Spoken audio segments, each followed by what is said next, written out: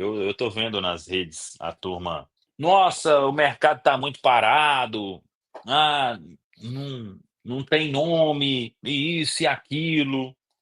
Eh, definitivamente, eh, claro, né, pode ter um trabalho ali mais, não vou falar profissional, porque, eh, a negociação para ela vazar depende de muitos fatores, né. Primeiro, de você estar firme mesmo negociando, ou de você estar só, definindo alvos para ir atacar quem você vai contratar realmente. Mas tem um ponto também que é você não contratar todo mundo na janela do meio do ano e mudar o elenco completamente, que é o que o Cruzeiro não vai fazer, né. O Cruzeiro vai trazer aí 3, no máximo 4 contratações, com aquelas 2 já que todo mundo já está cansado de saber, né, aqueles 2 alvos ali para a zaga e para a beirada, esses aí o Cruzeiro quer de todo jeito.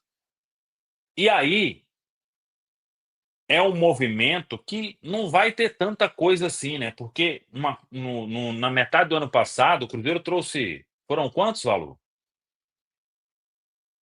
de 7. contratação? 7. Pois é, só no na janela ali, né. Então, e trouxe 7 e conversou com 15, né. E tentou mais gente, depois definiu ali: "Ó, não, vamos aqui e ali". Então, não vai ser um mercado desta forma, porque não é desejo de ninguém no departamento de futebol e principalmente do técnico Leonardo Jardim, que é quem dita as cartas hoje no departamento de futebol do Cruzeiro, né. Então, eh, apareceu uma coisa ou outra já que um descobre aqui, o outro descobre ali, mas não vai ser uma janela, gente, de aquele monte de nome. É, alimentar o pessoal aí nas redes seria até fácil, né. Você pode chegar aqui e falar: "Ah, Cruzeiro procurou fulano, ciclano", até alguns nomes aí que saem que não fazem sentido nenhum. Então, eh, esse é o ponto importante, né. Se o torcedor ele tá ansioso aí para ter nomes, para mim o melhor é: "Ó, contratou fulano de tal, ciclano, os 3 pronto e acabou e todo mundo já sabe que é isso, e ponto final", né. Até pra gente não ficar nesse ciclo aí sempre de, pô, a cada janela uma transformação no elenco, não cria unidade, não cria ali uma base, né. E é o que a gente precisa de mudar essa história. Acho que finalmente isso vai acontecer nessa janela agora do meio do ano. O que que vocês pensam disso?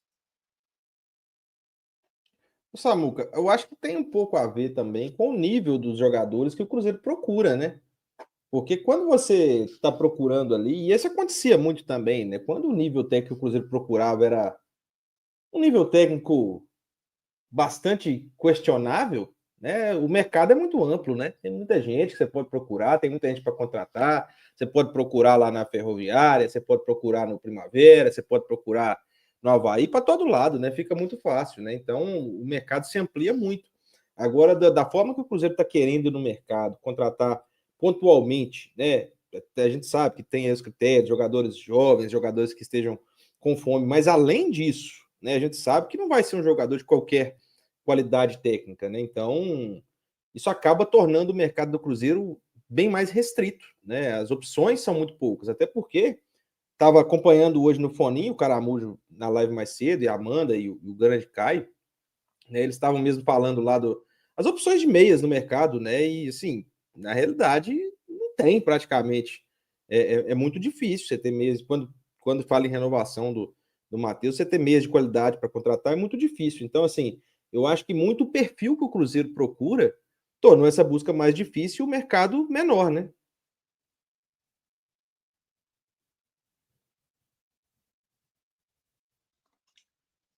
Bom, Concordo com. não, pode seguir, Caramujo. Não, eu concordo com isso que o Rafa falou. Para quem não acompanhou a live mais cedo, eu até perguntei isso, né? Porque teve alguém que mandou assim: ah, o Matheus Pereira é um jogador.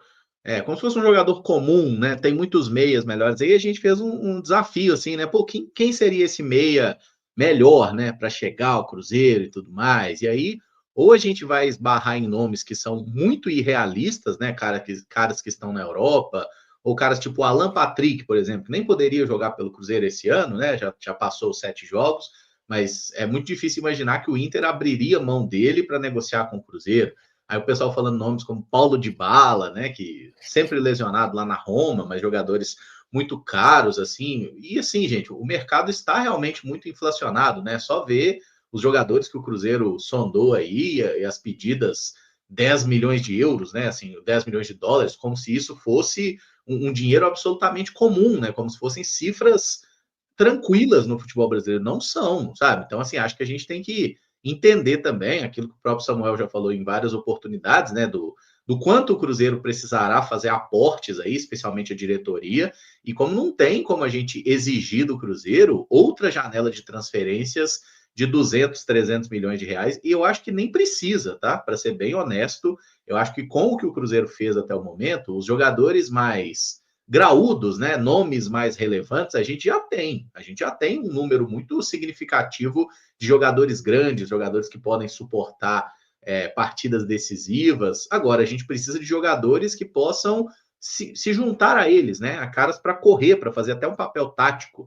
Tanto que aquilo que a gente mais questiona, né, que a gente mais pede atualmente é ponta, né, é a opção para jogar pelos lados do campo. O zagueiro também, claro, mas ponta. E os pontas no sistema do Leonardo Jardim, eles não são os caras que vão desequilibrar fazendo gol, né? Claro que gol é bom. Quem quiser fazer gol pra gente, nós queremos.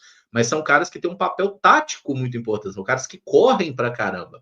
Então é esse que acho que a gente tem que entender esse perfil também, né? O Cruzeiro já tem ali alguns jogadores desequilibrantes. A gente precisa agora de mais jogadores capazes de serem peças úteis nesse elenco e de poder também acrescentar um pouco mais de qualidade, né? Porque a gente sabe que o Cruzeiro hoje deve ter ali talvez 15 jogadores, né, que tenham um nível satisfatório, assim, bom para jogar uma Série A. A gente precisa mais, né? Se a gente olha para o Palmeiras, por exemplo, tem mais de 20. O Flamengo tem mais ou menos isso. E a gente está se propondo a desafiar esses clubes. Então a gente vai precisar qualificar o plantel. Mas eu não exigiria nenhuma loucura, nenhuma insanidade, até porque o Cruzeiro já fez muito investimento nas 2 últimas janelas e o resultado não foi bom, né? A gente acabou conseguindo ter resultado quando fez um trabalho coletivo bem feito a partir da chegada e a partir do momento que o Leonardo Jardim teve respaldo.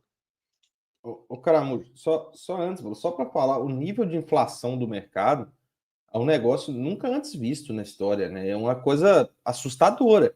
Você pega esse jovem zagueiro que, na opinião do Internacional, vale 10 milhões de euros, né? É um cara que tem pouquíssimas partidas, tirando o Gaúcho, quando você tira o Campeonato Gaúcho, tem pouquíssimas partidas no profissional, né? Você pega o próprio ponta, o Inestrosa, né? É um jogador que se destacou há pouco tempo, né? Então não são jogadores que não são certezas, né? Então apostas estão custando 10 milhões de euros, daí para mais. É um nível de inflação que te dá uma margem de erro muito pequena, né? É um negócio realmente que eu, pelo menos, nunca vi. Eu acho que a forma que o Cruzeiro pretende ir ao mercado agora tem mais a ver com ter um departamento de futebol com uma clara ideia de jogadores para o clube e também para o time, nessa ordem. Para o clube, a longo prazo, pensando na questão esportiva, pensando na questão do campo e, evidentemente, para o técnico. Porque quando a gente lembra Cássio, Jonathan Jesus, Peralta, Matheus Henrique, Wallace, Caio Jorge e o Lautaro. Quando o Caramujo fala de gastos, eu não acho que se perderam todos os gastos, não, tá? Ele também não disse isso. Mas eu creio que 230 milhões investidos, quando você tem claramente um técnico que está alinhado com ideias que possam fazer bem ao clube e também tragam o benefício esportivo.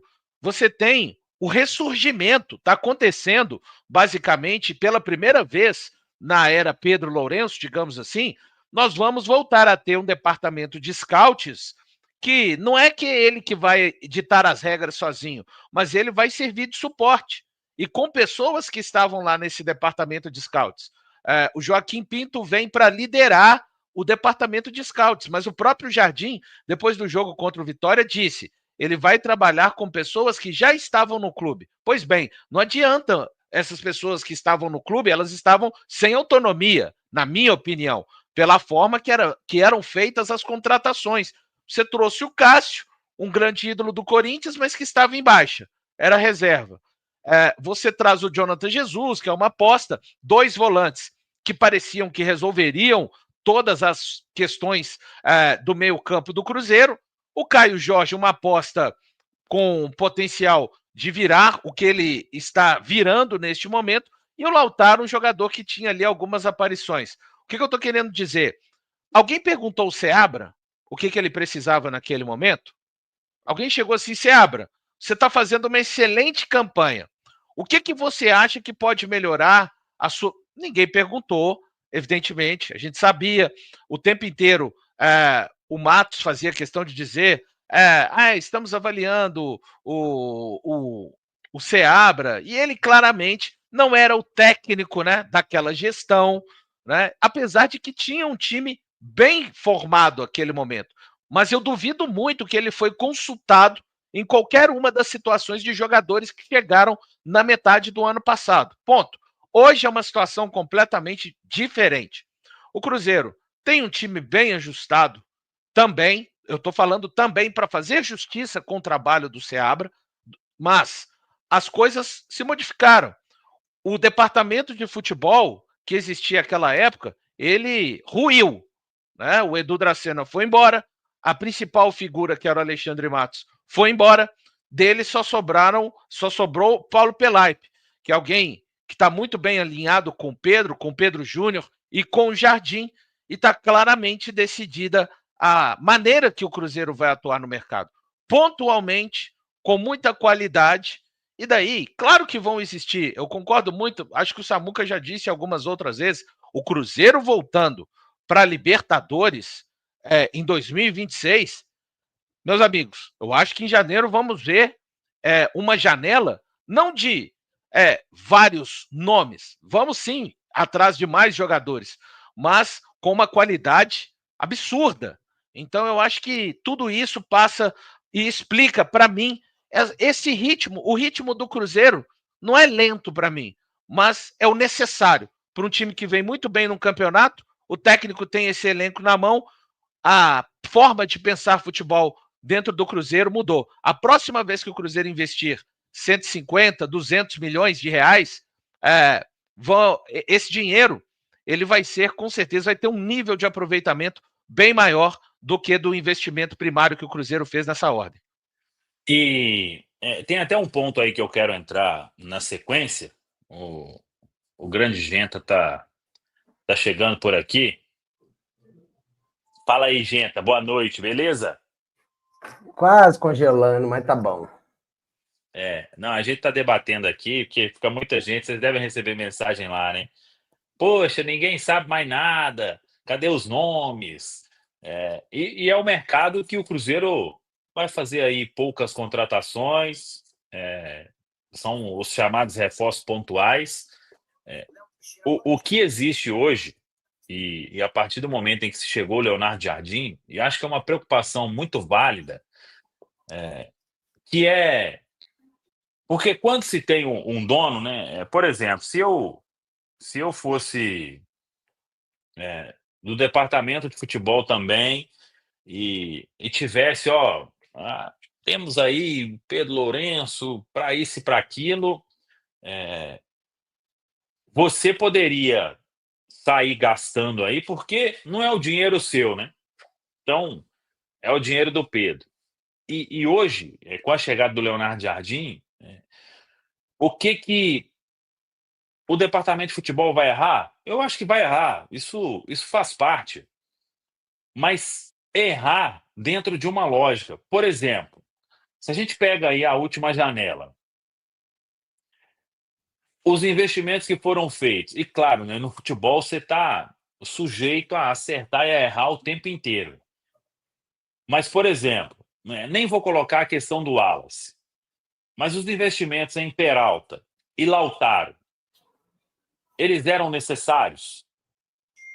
E isso, hoje, a gente fala aqui em cima do que a gente acompanhou, né? Mas tinha que ter todo um trabalho, e é o que o Cruzeiro quer fazer agora, com a chegada do Joaquim, e de se avaliar, né, por que vamos gastar tanto nesse jogador aqui? Ele vai precisar de muito tempo para se adaptar? Ele vai chegar e vai conseguir desempenhar isso que ele já desempenhou em um único clube na carreira dele? Por que ele não deu certo em tal lugar, somente em um lugar que ele deu certo? Esse atleta que a gente está trazendo aqui, na nossa base não tem um com essas características. Então, o objetivo tem um dinheiro importante que o Pedro vai liberar sempre a cada ano para fazer os aportes? Sim. Mas se você potencializar esse dinheiro e gastar de uma maneira mais racional, mais bem elaborada, com um estudo bem maior, em todos os casos, talvez ali você minimize erros, né? E esteja mais próximo do acerto. Então, esse vai ser o desafio. Como eles vão fazer isso e como eles vão conseguir executar isso, é o que eu quero ver. Não deve ser fácil também, né? Ainda mais nesse mercado maluco aí. Mas vai chegar o ponto também que você, como vai ter um gasto mais controlado, não precisa de 2 de 3, e sim 1 de 6 que vai resolver, né? Ou, ao invés aí de 3 custando 5, vamos trazer um de 15, e esse aí vai entregar o que precisa. Eu estou curioso para ver os processos. Não sei se já nessa janela vai conseguir com êxito tudo isso que é pensado, mas com um médio prazo aí é o que Leonardo Jardim e seus pares eles querem fazer no departamento de futebol do Cruzeiro, gente. Ô, Samuca,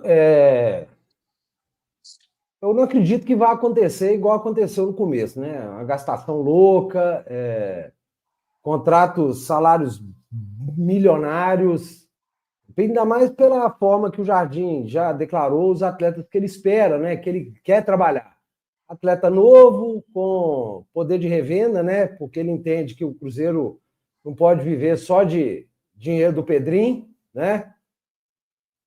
Cara, realmente é uma incógnita como é que vai ser essa janela. Porque a gente está acostumado com os dirigentes do futebol brasileiro a fazer loucuras, né? Meter dinheiro e que se dane o clube. Como tem dono, e apesar que o Pedrinho, ele no primeiro momento, acho que ele da empolgação, né? Ele não importou muito com isso, não. Ele acreditou neste projeto, né? Que você vai ter um bom time torrando dinheiro. E na verdade, ele queimou um bocado de grana aí, né? Ele torrou bastante dinheiro, né? No momento, Samuel, que eu estou mais preocupado, sério, com as saídas do que. Claro que a gente sabe que o Cruzeiro precisa trazer reforços, né? Reforços, né? Trazer reforços, a palavra é essa. Mas eu queria saber das saídas assim, um Gamarra, Lautaro, sabe? O Wallace, que hoje também é um cara que tem uma bela. No fim do mês ali, para os mais jovens aí, vocês não vão entender o que eu estou falando, tem um belo olherite, né, Valu? No início do mês aí. Como é que vai ser essa situação no Cruzeiro? Porque aí você abre espaço na folha, e aí você pode falar, não, mas peraí, agora já dá para buscar um camarada aqui com salário mais alto, que talvez resolva, né? Esperar. Sinceramente, eu estou curioso para ver como é que vai funcionar essa janela. Eu não acredito que vai vir medalhão. Até pelas falas, o Jardim já deixou claro que ele não quer, né? É o tipo de jogador que ele não quer trabalhar. Para ver como é que vai funcionar isso aí, cara. Agora, o ponto que me preocupa nessas duas posições aí que o Cruzeiro já falou, zagueiro canhoto, um jogador de beirada. O Cruzeiro vai encontrar, sem fazer um investimento aí maior, um beirada para chegar e ser peça importante. Eu acho que hoje é a carência que me preocupa quando o time do Cruzeiro e já estamos vivendo esse processo de ficar mais visado. É. O jogo com o Atlético Samuca, Mineiro, por exemplo, faltou alguém, né? Para é. destravar ali, para. Eu acho que é a posição que mais me preocupa numa janela desse meio de ano. Sabe o que eu acho, Samuca? Assim, independente do status que o Cabra chegar, tá? Independente do status, de craque, baita jogador, ele vai ter que entender como é que hoje isso acontece no Cruzeiro. O Jardim fala que ele tem 16, 17 titulares, né? Ele quer ter uns 14, 15 titulares. O cara vai ter que entender isso. Ele vai ter que se encaixar nesse perfil. Né? Eu acho que, acho que o desafio do Cruzeiro vai ser jogadores que se encaixem nesse perfil. Independente do status do cara. É o que acontece hoje com o Gabigol, né? Vamos trocar por miúdos. Ele entendeu que apesar de ser o Gabigol, que veio, apresentação, estádio lotado, aquele negócio todo, ele entendeu que ele faz parte da engrenagem, né? Eu acho que assim, eu entendo, né, o que o Genta está falando. É importante, é fundamental que isso aconteça, mas eu fico tranquilo no sentido da forma. Tudo para mim, tudo não, né? Mas muita coisa gira em torno da forma como é hoje conduzido o departamento de futebol do Cruzeiro, né? Nós tivemos uma mudança radical na questão do perfil. E vamos lembrar que esse Jardim chegou e teve que implementar esse pensamento aí que o Genta está falando para mais de 30 atletas, né? Que alguns. E o único que ele tinha visto a cara e trabalhado na vida é o Matheus Pereira. E o Eduardo ele conhecia, né? Então ele pegou uma missão boca podre, vamos dizer nesse sentido, para implementar a sua filosofia dentro de uma filosofia de trabalho extremamente viciada que era do Cruzeiro, porque a forma que era a filosofia de trabalho do Cruzeiro, em termos de pensamento de futebol, comandado, no caso, pelo senhor Alexandre Matos, eu não duvido que o Jardim já poderia ter sido queimado e a gente estaria num outro técnico e daqui a pouco essa cadeira torraria outro técnico e assim a gente iria até não sei onde, tá? Então é aquele famoso, se não mudar o formato do pensamento, qualquer profissional que você venha trazer para trabalhar ali, ele seria torrado. E isso mudou. Então, acho que o Jardim teve um trabalho muito mais difícil que esse agora, do meio do ano, que é bem importante também, claro, mas isso já está, sabe, gente, assim, para mim isso já está instituído, felizmente, para todos nós cruzeirenses e para mim, felizmente, para o bem da instituição. Porque o Jardim, que está fazendo um trabalho muito importante, ele vai passar um dia, boa parte desse elenco vai passar um dia, mas essa filosofia, ela precisa de ficar incrustada, assim, precisa de ficar tatuada no Cruzeiro Esporte Clube, sabe? De pensamento de jogadores que venham, acrescentem. E, claro, isso nem deve ser preocupação, mas eu entendo, gente, porque recentemente, né, tivemos caras nos vestiários, assim, se achando, nem sei o quê, se achando bem maior até do que 1,50 m de alguns, né? Que felizmente foram embora do Cruzeiro.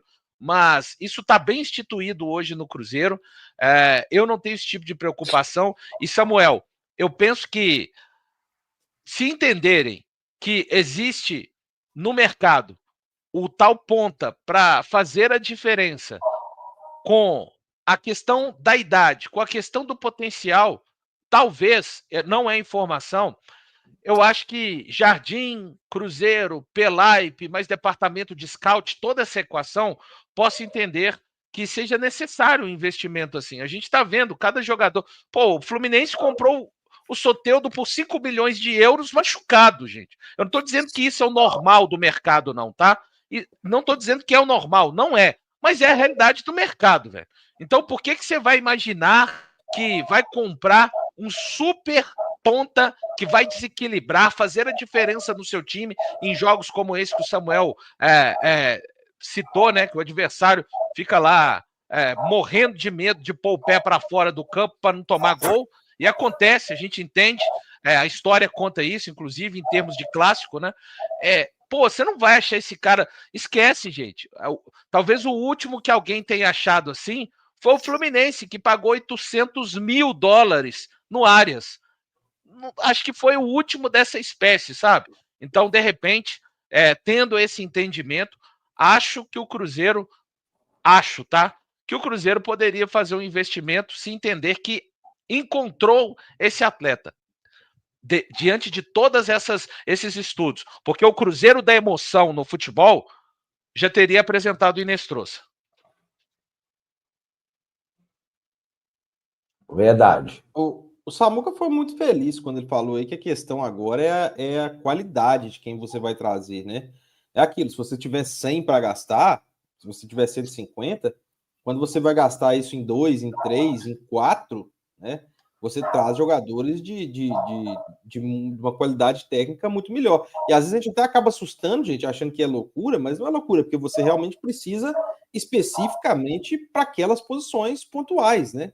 É isso que eu acho que acaba ajudando bastante. Às vezes você vê uma contratação grande chegando, loucura. Não, é porque estudaram, como o Valu colocou muito bem, você tem um departamento de scout, você tem um departamento de futebol estruturado, né, montado, e não naquele jeito antigo, né, no olho, né? Quando você tem um negócio estruturado, você vai com mais certeza no mercado, e isso te permite investir mais, com mais precisão, né? Eu acho que eu tô apostando nisso agora. Eu aposto em uma janela do Cruzeiro de maior precisão, e eu tô com valor nessa aí. Eu acho que se o Cruzeiro realmente achar esse jogador, né, ele pode sim investir um pouco mais, ou ir até porque essas saídas aí podem abrir um espaço bacana também na folha, né?